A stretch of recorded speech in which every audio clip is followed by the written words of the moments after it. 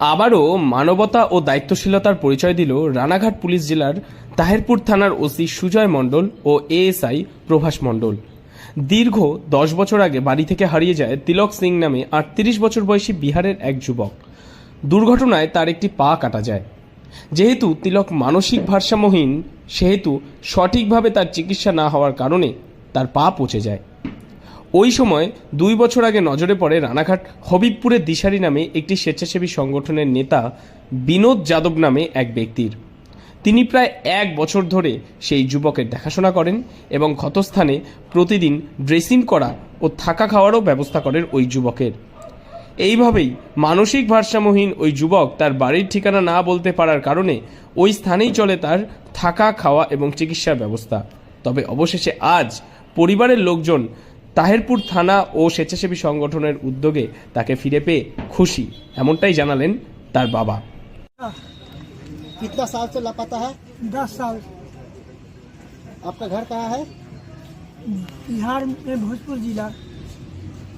अच्छा, आपको कैसे खोज मिला बेटा का? यहाँ से हमको खबर मिला।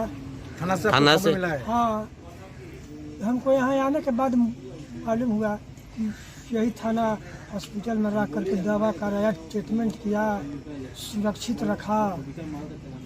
इन लोग को तो हम धन्यवाद देंगे और क्या देंगे। সংগঠনের পক্ষ থেকে তারা তিলকের ঠিকানা তাহেরপুর থানায় দিয়ে খুঁজে বের করার অনুরোধ করেন।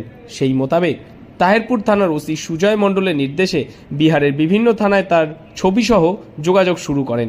অবশেষে বিহারে তিলকের ঠিকানার খোঁজ মেলে। তার বাবা পরিবারের আত্মীয় স্বজনদের ডাকা হয় নদিয়ার তাহেরপুরে। आपका बाजू वाला तो आपको जो रिलेटिव है उसके साथ तो फैमिली के साथ व्यवहार किया है इतने दिन, ठीक है। क्या बोलना चाहती हो आप? ठीक बहुत धन्यवाद बोलती हैं, बहुत निमन बोलती है। ठीक लगा, मिल गया। आप तिलक जी को क्या लगते हो? जीजा लगती है। আনন্দে আত্মহারা তার পরিবার বিহার থেকে ছুটে এসে ছেলেকে নেওয়ার জন্য তাহেরপুর থানার মধ্যেই বীর ও দিশারি সংগঠনের সদস্যদের সামনে বাবা ও তার পরিবারের আত্মীয় স্বজনদের হাতে তুলে দেওয়া হয় মানসিক ভারসাম্যহীন ওই যুবককে। নিজের ছেলেকে দেখে তার চোখ জলে ভিজে যায়। আপাতত নিজের হারানো ছেলেকে এত বছর পর ফিরে পেয়ে খুশি পরিবার সহ আত্মীয় স্বজন, এবং তারা ধন্যবাদ জানিয়েছেন 2 সংগঠনের সমস্ত সদস্য ও তাহেরপুর থানার পুলিশ আধিকারিকদের।